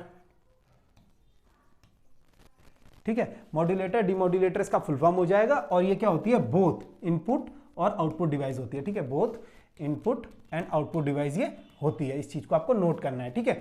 आगे बढ़ते हैं हम लोग क्वेश्चन नंबर 83 की ओर। क्वेश्चन नंबर 83 देखेंगे यहाँ पर, क्वेश्चन नंबर 84, भारत में 1918 में प्रथम मजदूर संघ की स्थापना किसने की। तो भारत में क्या होता है, प्रथम मजदूर संघ की स्थापना कब होती है, 1918 में होती है। जब भी ऐसा क्वेश्चन आ जाए ना, अगर आप लोग सोल्यूशन देख रहे हैं, अगर आप पीडीएफ से पढ़ते हैं तो ठीक है, मेरा जो एक मानना है, अगर आपको ना इसके नोट्स बनाने चाहिए, क्योंकि नोट्स बनाने से क्या होता है, जब आप लिखेंगे तो आपका माइंड चलेगा, आपके हाथ चलेंगे, तो कहीं ना कहीं चीजें ज्यादा देर तक हम सेव कर पाते हैं। तो भारत में प्रथम मजदूर संघ की स्थापना कब होती है, 1918 में होती है। और जो इसकी स्थापना करते हैं, इसकी स्थापना करते हैं वीपी वाडिया, ठीक है, वीपी वाडिया जी क्या करते हैं, भारत में प्रथम मजदूर संघ की स्थापना करते हैं, ठीक है। और इसी का नाम मद्रास मजदूर संघ हो जाएगा, ठीक है, मद्रास मजदूर संघ, यानी प्रथम मजदूर संघ को किस नाम से जाना जाता है, अगर कभी क्वेश्चन आ जाएगा तो प्रथम मजदूर संघ को जाना जाता है मद्रास मजदूर संघ नाम से, ठीक है, मद्रास मजदूर संघ, ठीक है, मद्रास मजदूर संघ नाम से इसको जाना जाता है, ये चीज आपको नोट करनी है। आगे बढ़ते हैं अगले प्रश्न की ओर। क्वेश्चन नंबर 85 अब हम लोग देखेंगे। क्वेश्चन नंबर 85 आप पे है, कंप्यूटर के सेंट्रल प्रोसेसिंग यूनिट सीपीयू का फंक्शन होता है। तो सीपीयू का फंक्शन क्या होता है, आपको पता है, सेंट्रल प्रोसेसिंग यूनिट सीपीयू का फुल फॉर्म हो जाएगा। और यहां पर आपको बताना है सीपीयू का फंक्शन क्या होता है, गणना की प्रोसेसिंग करना, यानी ऑप्शन सी आपका बिल्कुल सही हो जाएगा। तो जो लोग को भी कंप्यूटर पढ़ने में दिक्कत होती है या फिर कुछ होती है, तो आपकी आयोग ने जो सिलेबस दिया है ना, उस सिलेबस को एक बार देख के जाना। पीछे अगर आप सिलेबस अगर आपके पास नहीं है तो आप टेलीग्राम ग्रुप में जुड़ सकते हैं, लिंक नीचे आ रहा होगा, आप लोग जुड़ जाइए। हमने वहां पर सब कुछ डाला हुआ है, सिलेबस भी डाला है, ठीक है। तो वहां पर आप देख सकते हैं, आपके सिलेबस में मेरे ख्याल से 3-4 यूनिट है। तो 3-4 यूनिट अगर आप गूगल पे भी सर्च करेंगे या फिर इधर उधर जाएंगे तो आपको इजीली मिल जाएगा। और कंप्यूटर के पीछे ना अनावश्यक जो है चीजें मत पढ़ना, क्योंकि आपको पता है जो क्वेश्चन आएंगे बेसिक आएंगे वो आप कर लेंगे, लेकिन टफ क्वेश्चन आप कभी नहीं पढ़ पाओगे, क्योंकि वो लैंग्वेज ओरिएंटेड क्वेश्चन पूछ दे रहा है। तो चीजों को समझना है ना, वो मेरिट डिसाइडर के लिए क्या कर रहा है, कंप्यूटर को ही इतना टफ पूछ दे रहा है, जो उसे लैंग्वेज वाला, जिसने सी लैंग्वेज पढ़ी होगी, जिसने जावा पढ़ी होगी, वही स्टूडेंट उसे कर पाएगा। तो हम लोग उसमें अनावश्यक टाइम क्यों दे, इससे अच्छा हम लोग क्या करेंगे, रीजनिंग पे कमांड बनाएंगे, जीएस पे कमांड बनाएंगे, उत्तराखंड पे बनाएंगे, करंट अफेयर पे बनाएंगे, या फिर हिंदी पर बनाएंगे। तो कंप्यूटर में बेसिक चीजें आपको पढ़कर जानी है, ठीक है, बेसिक फंक्शन जो आपको आते हैं, जो आज तक आप पढ़ते हुए आए हैं। थोड़ा एडवांस अगर पढ़ना चाहते हैं तो पढ़ लीजिए, पर लैंग्वेज मेरा मानना है कि लैंग्वेज पढ़ने के पीछे अगर आप लोग जाएंगे तो बहुत ज्यादा कॉन्सेप्ट में आप उलझ जाएंगे। तो 2 महीने का टाइम नहीं है कि इन कॉन्सेप्टों में उलझा जाए। तो ऊपर ऊपर आपको पढ़ना है, बेसिक चीजें पढ़ के जानी है। यहाँ पर क्वेश्चन था, कंप्यूटर को सेंट्रल प्रोसेसिंग यूनिट सीपीयू का फंक्शन होता है गणना प्रोसेसिंग का, यानी ऑप्शन सी आपका बिल्कुल सही हो जाएगा। आगे बढ़ते हैं क्वेश्चन नंबर 86 की ओर। क्वेश्चन नंबर 86 हम लोग देखेंगे। क्वेश्चन नंबर 86 है, निम्न में से विश्व का पहला वैन है। तो आपको बताना है विश्व का सबसे पहला वैन है, यानी WAN का मतलब क्या होता है। अगर मैं आपको बताऊं WAN का फुल फॉर्म आपने पढ़ा भी होगा, वाइड एरिया नेटवर्क, ठीक है, वाइड एरिया नेटवर्क इसका फुल फॉर्म होता है, ठीक है, वाइड एरिया नेटवर्क इसका फुल फॉर्म हो जाएगा वैन का। और इस विश्व का सबसे पहला वैन आपको बताना है कौन सा हो जाएगा, तो इसका ऑप्शन ए बिल्कुल से हो जाएगा, अपर्नेट क्या है, विश्व का पहला वैन हो जाएगा, ठीक है। तो इस चीज को नोट करते हुए चलेंगे। क्वेश्चन नंबर 87 की ओर चलेंगे। क्वेश्चन नंबर 87 हम पे है डिजिटल कंप्यूटर विकसित किया गया। तो डिजिटल कंप्यूटर किसके द्वारा विकसित किया जाएगा? आज वर्तमान में आप देखते हैं कि सबसे ज्यादा डिजिटल कंट्री कौन है, सबसे ज्यादा डिजिटली प्रयोग कहां पर होता है? तो ऑब्वियस सी बात है, इसका आंसर अमेरिका होगा। ठीक है, तो डिजिटल कंप्यूटर का विकास कहां पर हुआ पूछेगा, तो अमेरिका में क्या हुआ? डिजिटल कंप्यूटर का विकास हुआ। आगे बढ़ते हैं अगले प्रश्न की ओर। क्वेश्चन नंबर 88 हम लोग देखेंगे। 88 क्वेश्चन हम पे है, प्रधानमंत्री नरेंद्र मोदी द्वारा कहां अपनी तरह की संग्रहालय गंगा अवलोकन का शुभारंभ किया गया? तो गंगा अवलोकन बहुत इंपॉर्टेंट है। प्रधानमंत्री हाल ही में क्या हुआ, हरिद्वार दौरे पर आए थे, उन्होंने क्या किया, यहां पर गंगा अवलोकन का शुभारंभ किया, यानी ऑप्शन बी इसका बिल्कुल सही उत्तर हो जाएगा। बहुत इंपॉर्टेंट करंट अफेयर है। ठीक है, ऐसे करंट अफेयर आपको देखने को मिल जाते हैं, आपने देखा होगा। अगर आपने अभी तक करंट अफेयर का टेस्ट नहीं दिया है, मैं बार बार आपसे कह रहा हूं, फ्री करंट अफेयर में जाइए। कुछ स्टूडेंट हमारे साथ अभी जुड़े हैं, ठीक है, कुछ तो बैच में पुराने स्टूडेंट है, उन पुराने स्टूडेंटों ने सभी करंट अफेयर टेस्ट दे रखे हैं। लेकिन जो बैच में अभी जुड़े हैं ना, हाल ही में बैच में जुड़े हैं, चाहे टारगेट बैच में जुड़े हो, चाहे कहीं पर भी हमसे जुड़े हो, अगर आप लोग को भी करंट अफेयर का टेस्ट देना है तो अभी भी डले हुए हैं, आप जाइएगा। मैं आपको एक बार फिर से लास्ट में दिखा दूंगा कि आप लोग को क्या है, वहां पर जाएंगे, फ्री करंट अफेयर टेस्ट लिखा हुआ है, चाहे हमने पूरे अप्रैल के उसमें करवाए हैं, ठीक है, मार्च के उसमें करंट अफेयर करवाए हैं। तो इंपॉर्टेंट करंट अफेयर आज के ही नहीं, 2020 से लेकर करंट अफेयर तो हम डालते ही हैं, साथ में कुछ स्टैटिक क्वेश्चन होते हैं जो आप लोग के एग्जाम में हेल्पफुल होते हैं। तो काफी बच्चों को पता है, उनको हेल्प भी मिली है वहां से, काफी क्वेश्चन डायरेक्ट पुट अप हुए हैं। ठीक है, चाहे फॉरेस्ट गार्ड के एग्जाम में हो, कनिष्ठ सहायक के एग्जाम में हो, हमारे द्वारा दी गई करंट अफेयर में से काफी क्वेश्चन आए थे। ठीक है, तो आप लोग कर सकते हैं अटेम्प्ट, ऐसा कुछ नहीं है। हम लोग ये कह रहे हैं कि हम क्वेश्चन दे रहे हैं, क्वेश्चन हम लोग भी किताबों से लाते हैं और वहां पर लगभग बहुत ज्यादा प्रश्न है। तो ये वाले काम हम लोग नहीं करते हैं कि आपको मान लीजिए 500 क्वेश्चन दे दिया और 500 में से 2 क्वेश्चन आ गए तो बोल दिया कि हमारे पेपर से आए। तो ऐसा नहीं है, आप लोग समझदार हैं, आप लोग को पता है क्वेश्चन हमेशा किताबों से आते हैं, कभी भी हमारे प्रैक्टिस सेट से नहीं आते हैं। ये क्वेश्चन ला रहे हैं हम कहां से ला रहे हैं, हम लोग किताबों से तो ला रहे हैं। अब हम कैसे बोल सकते हैं कि हमारे प्रैक्टिस सेटों से आ रहा है? ठीक है, तो इस चीज पे समझदारी से काम लेना है। प्रैक्टिस सेट आपको हमेशा से एक सुधार के लिए होता है। ठीक है, जो आप गलतियां एग्जाम हॉल में करते हैं, जाकर वहां पर क्या करते हैं, गोले गलत भर देते हैं, या फिर आप लोग क्या करते हैं, जल्दीबाजी में क्वेश्चन गलत पढ़ के आता हुआ क्वेश्चन गलत कर देते हैं। इसीलिए मैं हमेशा से आपको बोलता हूं, देखिए स्टूडेंट थोड़ा सा यहाँ पर बोर हो सकते हैं तो आप स्किप कर सकते हैं वीडियो, लेकिन जिसको जानना है ये चीज कि प्रैक्टिस सेटों में स्कोर कैसे बढ़ाएं, मैं हमेशा से आपको बोलता हूं, आप क्या करना है, 100 क्वेश्चनों में से वही क्वेश्चन अटेम्प्ट करने जो आपको आते हैं, चाहे 60 ही आते हो, चाहे 50 ही आते हो। एक बार ये करके देखिए, मेरा आप इतना 2 प्रैक्टिस सेटों में कीजिए। ठीक है, अभी तो बहुत टाइम है वीडियो के लिए, 3 प्रैक्टिस सेटों में आपको ये काम करना है। ठीक है, आप आज से क्या करेंगे, 3 प्रैक्टिस सेट अगले आप जो देंगे, अभी जो स्टूडेंट बैच वाले हैं, 3 प्रैक्टिस सेटों में सिर्फ वही क्वेश्चन करना जो आपके आते होंगे, और आते होंगे मतलब 100% आते होंगे। ये नहीं कि ये तो मैंने पढ़ा था इसका ये हो सकता है। अगर आप ये करने जाएंगे ना तो सिर्फ आप 50 से 55 क्वेश्चन मात्र अटेम्प्ट कर पाएंगे, मैं इतनी गारंटी देता हूं आपको, इससे ऊपर आप कर ही नहीं पाएंगे। अगर आप इतने क्वेश्चन पे पहुंच रहे हैं ना तो आपको पता लग जाएगा पेपर का लेवल क्या है। अगर आपको पेपर का, क्योंकि ऐसा तो होता नहीं हम डेली टफ पेपर देते हैं, मॉडरेट आपका पेपर बनता है, कभी ईजी बनता है, अलग अलग टाइप का पेपर बनता है।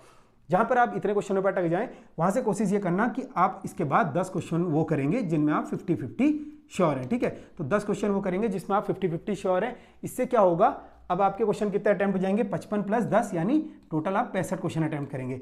जब आप लास्ट में आंसर देखोगे ना, आपके कितने गलत होंगे, मैक्सिमम आपके 3 या 4 गलत होंगे। ठीक है, 3-4 गलत होंगे, तो फिर भी आपका देखना स्कोर कितना आएगा, 62 और 61 स्कोर आ रहा है आपका।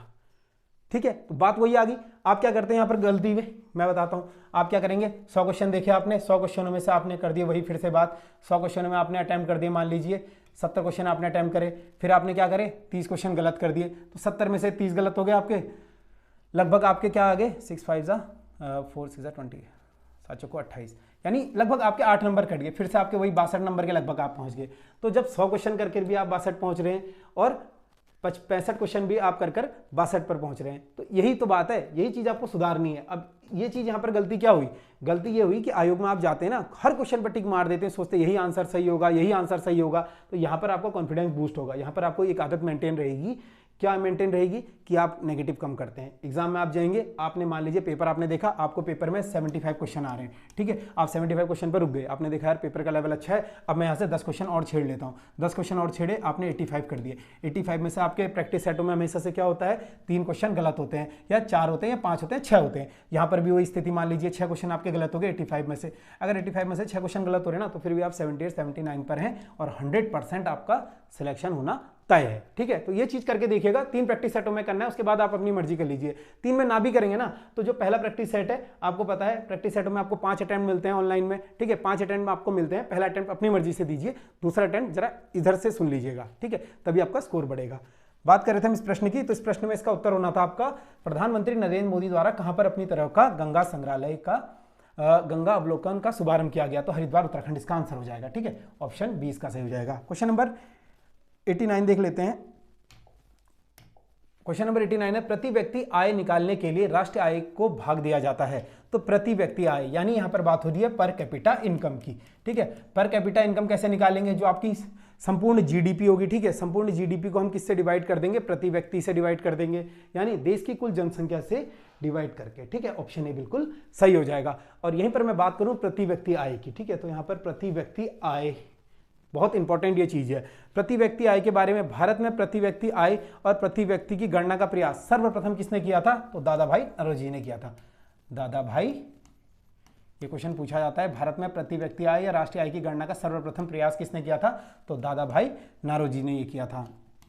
ठीक है, दादा भाई नौरोजी ने ये किया था। और इन्होंने यहाँ पर जो राष्ट्रीय आय है वो कितनी गणना की थी उस समय इन्होंने बताया था जो भारत की राष्ट्रीय आय है, पर कैपिटा इनकम है, सॉरी। ठीक है, पर कैपिटा इनकम कितनी बताई थी, यहाँ पर इन्होंने पर कैपिटा इनकम बताई थी 20 रुपये प्रति व्यक्ति बताई थी दादा भाई नौरोजी ने। और इन्होंने कब किया था, 1867-68 में। ठीक है, 67-68 में क्या किया था, दादा भाई नौरोजी ने भारत की राष्ट्रीय आय या प्रति व्यक्ति आय का प्रथम आकलन किया था दादा भाई नौरोजी ने, और यह किया था 67-68 में। और इन्होंने बताई थी भारत की प्रति व्यक्ति आय कितनी है, 20 रुपये। ठीक है, ये चीज आपको नोट करना है। और यहीं पर अगर मैं बात करूं तो राष्ट्रीय आय की आकलन और प्रकाशन कौन करता है, राष्ट्रीय आय का। ठीक है, ये क्वेश्चन ये भी आता है, राष्ट्रीय आय का प्रकाशन। ठीक है, प्रकाशन या आकलन, प्रकाशन या आकलन ये कौन करता है, राष्ट्रीय आय का आकलन और प्रकाशन ये करता है सीएसओ। ठीक है, सीएसओ यानी केंद्रीय सांख्यिकी संगठन। ठीक है, केंद्रीय, ये लिख लीजिएगा, केंद्रीय सांख्यिकी संगठन। ठीक है, ये चीज आपको नोट करनी है,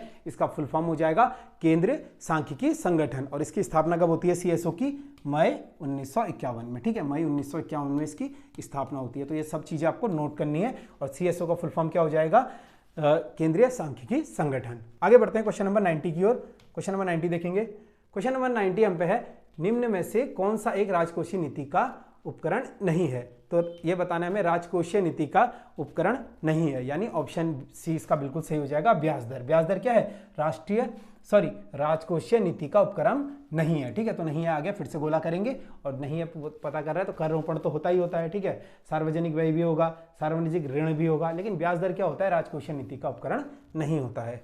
आगे बढ़ते हैं क्वेश्चन नंबर 91 की ओर। क्वेश्चन नंबर 91 देखते हैं, भारत के संविधान के अनुसार निम्नलिखित में से कौन सा देश के शासन के लिए आधारभूत है। ठीक है, तो भारतीय संविधान के अनुसार निम्नलिखित में से कौन सा देश के शासन के लिए आधारभूत है। तो देश के शासन के लिए आधारभूत क्या होगा आपको बताना है, मौलिक अधिकार होगा या मूल कर्तव्य होगा, राज्य के नीति निर्देशक तत्व होगा या फिर मूल कर्तव्य होगा। ठीक है, तो आपको ये चीज बतानी है। यहाँ पर अगर मैं ऑप्शन की बात करूं, भारतीय संविधान के अनुसार निम्नलिखित में से कौन सा देश के शासन के लिए आधारभूत है, तो देश के शासन के लिए सीधी सीधी क्या बात है, राज्य के नीति निर्देशक तत्व। आपने देखा होगा ना, कल्याणकारी राज्य की योजना कहां पर तय होती है, नीति निर्देशक तत्व में होती हैं। और यहीं पर मैं बात करूं, नीति निर्देशक तत्व किस भाग में आता है, ये आता है भाग 4 में आ जाएगा। और हमारा जो ये लिया गया है नीति निर्देशक तत्व, ये लिया गया है आयरलैंड के संविधान से। ठीक है, आयरलैंड के संविधान से लिया गया है। ठीक है, ये चीज आपको नोट करनी है, नीति निर्देशक तत्व यानी डीपीएसपी की यहाँ पर बात हो रही है। कहाँ से ये लिया गया है, तो ये लिया गया है आयरलैंड के संविधान से। अच्छा, एक और बात इसके बारे में, इसको क्या कर सकते हैं आप, न्यायालय में लागू नहीं करवा सकते हैं। ठीक है, न्यायालय में लागू नहीं करवा सकते हैं, मतलब आप क्या है, सरकार इसको करने के लिए बाध्य नहीं होती है। मतलब कि आप ये ऐसा नहीं है कि मान लीजिए आपका मूल अधिकार है, मूल अधिकार आपका हनन हो रहा है, तो अनुच्छेद 32 और 216 या 266, सॉरी, ठीक है, कंफ्यूजन हो रहा है यहाँ पे, बताऊंगा इसको मैं आपको। मूल अधिकार अनुच्छेद 32 के तहत आपको 5 प्रकार की रिटें मिलती हैं, तो आप उसकी क्या है, कोर्ट में चैलेंज कर सकते हैं कि आपके मौलिक अधिकारों का हनन हो रहा है। ठीक है, इसी तरीके से राज्य के नीति निर्देशक तत्वों में आप कोर्ट नहीं जा सकते हैं, ये सुप्रीम कोर्ट में अमान्य होते हैं। ठीक है, मतलब इसको न्यायालय में आप चैलेंज नहीं कर सकते हैं, न्यायालय में लागू नहीं होते। ठीक है, ये चीज लिखनी है, न्यायालय में लागू नहीं होते। ठीक है, क्या नहीं होते, डीपीएसपी न्यायालय में लागू नहीं होते हैं। यहीं पर मैं बात करूं, मूल अधिकार ऑप्शन आपको दिख रहा होगा। ठीक है, मूल अधिकार भाग संविधान के किस भाग में आता है, भाग 3 में यह आता है। और संविधान में मैग्ना कार्टा किस भाग को कहा गया है, तो मूल अधिकार को क्या कहा गया है, संविधान का मैग्ना कार्टा कहा गया है मूल अधिकार को, जो कि भाग 3 में आता है। ठीक है, और मूल कर्तव्य आपको पता होना चाहिए। ठीक है, मूल कर्तव्य, अगर मैं बात करूं मूल कर्तव्य की, ठीक है, तो इस चीज को रफ कर देता हूं, एक बार स्क्रीनशॉट लेना होगा तो आपको ले सकते हैं आप लोग, ठीक है। मूल कर्तव्य की अगर मैं बात करूं, मूल कर्तव्य के यहां पर आपने देखा होगा, ठीक है, थोड़ा से कर देते हैं। मूल कर्तव्य संविधान के किस भाग में आते हैं? अगर मैं बात करूं भाग 4 का क, ठीक है, 4 का ए या 4 का क में ये आते हैं, और इनको जो जोड़ा गया था संविधान के 42वें संविधान संशोधन के तहत, ठीक है, 42वां संविधान संशोधन हुआ था, ठीक है। 42वें संविधान संशोधन से क्या हुआ था, हमारे मौलिक कर्तव्यों को जोड़ा गया था, और किसकी समिति पर? स्वर्ण सिंह समिति की, ठीक है, स्वर्ण सिंह समिति की सिफारिश पर, ठीक है, इनको जोड़ा गया था, मौलिक कर्तव्यों को जोड़ा गया था। और इस अनुच्छेद किसमें पूछेगा? तो अनुच्छेद 51 का क में, ठीक है, अनुच्छेद आपसे पूछेगा तो अनुच्छेद कितने में आता है? 51 का ए या 51 के क में अनुच्छेद आता है, और भाग क्या आता है? 4 का ए या क में आता है, ठीक है। तो इस चीज को आप नोट कर सकते हैं। आगे बढ़ते हैं, क्वेश्चन नंबर 92 हम लोग देखेंगे। क्वेश्चन नंबर 92 आपका है, गुप्त काल की प्रसिद्ध महिला शासक कौन थी? ठीक है, तो गुप्त काल की प्रसिद्ध महिला शासक आपको बताना है कौन थी। ठीक, यहां पर बताना है आपको गुप्त काल की प्रसिद्ध महिला शासक कौन थी? तो प्रभावती गुप्त, ठीक है। प्रभावती गुप्त क्या थी? चंद्रगुप्त द्वितीय की पुत्री थी, ठीक है। चंद्रगुप्त द्वितीय की ये पुत्री हो जाएंगी, ठीक है। चंद्रगुप्त द्वितीय की पुत्री हो जाएंगी प्रभावती गुप्त, और ये क्या थी? गुप्त साम्राज्य की पहली महिला शासक हो जाएंगी। तो इस चीज को आपको नोट करना है। जिनका जो ये प्रभावती होती हैं, ठीक है, तो प्रभावती क्या होती है? इनका विवाह किससे होता है? इनका विवाह होता है रुद्रसेन प्रथम से, ठीक है। रुद्रसेन प्रथम से इनका विवाह होता है, ठीक है। तो किसकी पत्नी थी? क्वेश्चन भी आ जाता है क्योंकि इंपॉर्टेंट है। तो प्रभावती गुप्त क्या है? गुप्त साम्राज्य की पहली महिला शासक है, और किसकी पुत्री है? चंद्रगुप्त द्वितीय की पुत्री हो जाएंगी, जिनका विवाह होता है रुद्रसेन प्रथम से। आगे बढ़ते हैं अगले प्रश्न की ओर। क्वेश्चन नंबर 93 अब हम लोग देखेंगे। क्वेश्चन नंबर 93 हम पे है, किस सुल्तान के काल में खालसा भूमि अधिक पैमाने पर विकसित हुई? तो किस सुल्तान के काल में खालसा भूमि अधिक पैमाने पर विकसित हुई? तो ये जो खालसा भूमि ज्यादा विकसित हुई थी, ये हुई थी अलाउद्दीन खिलजी के समय, यानी ऑप्शन बी आपका बिल्कुल सही हो जाएगा यहाँ पर, ठीक है। अलाउद्दीन खिलजी के समय क्या हुआ? खालसा भूमि का अधिक पैमाने पर विकसित हुई थी। अब खिलजी की अगर मैं बात करूं तो खिलजी क्या करते हैं? घोड़े दागने की प्रथा ये शुरू करते हैं, ठीक है। घोड़े दागने की प्रथा कौन शुरू करता है? ये भी अलाउद्दीन खिलजी करते हैं। और क्या करते हैं? सैनिकों को नगद वेतन कौन देता है? ठीक है, सैनिकों के लिए नगद वेतन या स्थायी सेना का गठन कौन करता है? सैनिकों को नगद वेतन या स्थायी सेना का गठन ये कौन करते हैं? ये करते हैं अलाउद्दीन खिलजी करते हैं, ठीक है। तो खिलजी के कार्यकाल पूछे जाते हैं, काफी इंपॉर्टेंट है खिलजी। ये क्या करते हैं? और मूल नियंत्रण प्रणाली भी इन्होंने शुरू करी थी, ठीक है। बाजार नियंत्रण प्रणाली या मूल नियंत्रण प्रणाली, ठीक है। बाजार नियंत्रण, ये नोट करके लिखेगा, बाजार नियंत्रण प्रणाली ये कौन शुरू करते हैं? अलाउद्दीन खिलजी शुरू करते हैं, ठीक है। तो इस चीज को आपको याद रखना है। इनके एक सेनापति थे जो दक्षिण भारत के अभियान के लिए जाते हैं, जिनका नाम है मालिक गाफूर होता है। शायद आपने पिक्चर भी देखी होगी मालिक गाफूर वाली, पद्मावत पिक्चर थी, वो कौन सी थी याद नहीं आ रहा है अभी, ठीक है। तो इस चीज को आपने देखा होगा कि अलाउद्दीन खिलजी क्या किया था इन्होंने? घोड़े दागने की प्रथा शुरू करी थी, सैनिकों के लिए नगद वेतन इन्होंने शुरू करा था, स्थायी सेना का गठन करा था, बाजार नियंत्रण प्रणाली इन्होंने करी थी, और खालसा भूमि अधिक पैमाने पर विकसित किसके समय हुई थी? अलाउद्दीन खिलजी के समय हुई थी। और उपज का जो 50% भूमि कर के रूप में ये निश्चित किया था, ठीक है। उपज की जो कृषि भूमि थी, ठीक है, उपज की कृषि मतलब जो उपज वाली भूमि होती थी ना, कृषि भूमि, इसका 50% टैक्स ये लेते थे, ठीक है। कृषि उपज के रूप में 50% टैक्स कौन लेता था? अलाउद्दीन खिलजी लेता था। इस चीज को भी नोट करना है। आगे बढ़ते हैं, क्वेश्चन नंबर 94 की और 94 रीजनिंग है, आपको आंसर करवाएंगे, ठीक है। 95 हम लोग देख लेते हैं। 95 क्वेश्चन, नरसिंह समिति संबंधित है, तो आपको बताना है नरसिंह समिति संबंधित है। तो आपको यह बताना है कि जो नरसिंह समिति हो जाएगी ये किससे संबंधित है। अगर मैं बात करूं नरसिंह समिति, आपने सुना होगा अलग अलग समितियां हमारे यहां पर हुई है, ठीक है। तो नरसिंह समिति का जो संबंध हो जाएगा, इसका संबंध हो जाएगा यहां पर ऑप्शन ए बिल्कुल सही हो जाएगा, ठीक है, बैंकिंग सुधार से, ठीक है। बैंकिंग सुधार से क्या हो जाएगा, नर्सिंग समिति का संबंध हो जाएगा। इस चीज को आपको नोट करना है, ठीक है। और नर्सिंग समिति का संबंध पूछेगा किससे है, तो बैंकिंग सुधार समिति से हो जाएगा, ठीक है। इस चीज को नोट करना है। थोड़ा आज क्लास क्या है कि यहाँ पर लाइट का इशू चल रहा है देहरादून में। जो लोग देहरादून में रह रहे हैं उनको पता होगा, जैसी क्लास बन रही है आधी क्लास हो रही है तो लाइट चली जा रही है, फिर आ रही है, बहुत फ्लक्चुएशन हो रहा था। इसी चक्कर में आप लोग की क्लास नहीं आ पाई।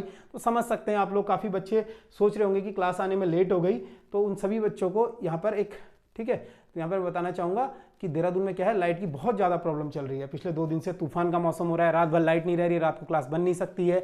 दिन में क्या हो रहा है, हवा काफ़ी तेज चल रही है, तो फ्लक्चुएशन बहुत ज़्यादा हो रहा है लाइट में। अब डिजिटली आपको क्लास दे रहे हैं तो थोड़ा बहुत यहाँ पर हमारा भी संघर्ष चल रहा है, थोड़ा आपको भी संघर्ष करना होगा। बाकी क्लासेस आपको प्रॉपर टाइम से मिल रही है, टेस्ट प्रॉपर टाइम से मिल रहे हैं। आपने देखा होगा थोड़ा सा डिले हो गया था हर चीज़ के लिए, तो आगे से ये चीज़ नहीं होगी। अगला क्वेश्चन हम पे कंप्यूटर में ट्रैक बॉल उदाहरण है। तो ट्रैक बॉल क्या होता है, आपने देखा होगा कंप्यूटर में एक टाइप का ये माउस ही समझिए, ठीक है। पहले से जो होता है ट्रैक बॉल, ये माउस का कार्य करते थे, इस टाइप से कर्सर होता था इसमें, तो एक पॉइंटिंग डिवाइस होती है। ऑप्शन ये आपका बिल्कुल सही हो जाएगा, ठीक है। और ये इनपुट डिवाइस होता है, ठीक है। इनपुट डिवाइस में आता है ट्रैक बॉल, किसका उदाहरण है, तो ट्रैक बॉल इनपुट डिवाइस का उदाहरण है। और ये क्या हो जाएगी, एक पॉइंटिंग डिवाइस हो जाएगी, ठीक है। इस चीज को आपको नोट करना है। तो ये है जीएस के सोल्यूशन। बाकी रीजनिंग के क्वेश्चंस आपको आनंद सर करवाएंगे, ठीक है। कुछ देर में उसका सोल्यूशन भी आ जाएगा। और यहाँ पर जो भी छात्र प्रैक्टिस सेटों से जुड़ना चाहता है तो नीचे हमारे नंबर्स आ रहे होंगे, ठीक है, स्क्रीन में, या फिर ऐप हमारा डाउनलोड कर सकते हैं आप प्ले स्टोर से। हमारे ऐप का नाम है टारगेट यूकेएसएससी बाय अंकित सर ऐप। प्ले स्टोर से आपको इजीली मिल जाएगा। वहाँ पर आप अपने आप को रजिस्टर्ड करके फ्री में करंट अफेयर दे पाएंगे। चाहे तो ये प्रैक्टिस सेट भी आप दे पाएंगे मात्र 199 रुपीज़ में। क्लास को देखने के लिए बहुत बहुत धन्यवाद। मिलते हैं आपसे अगली क्लास में।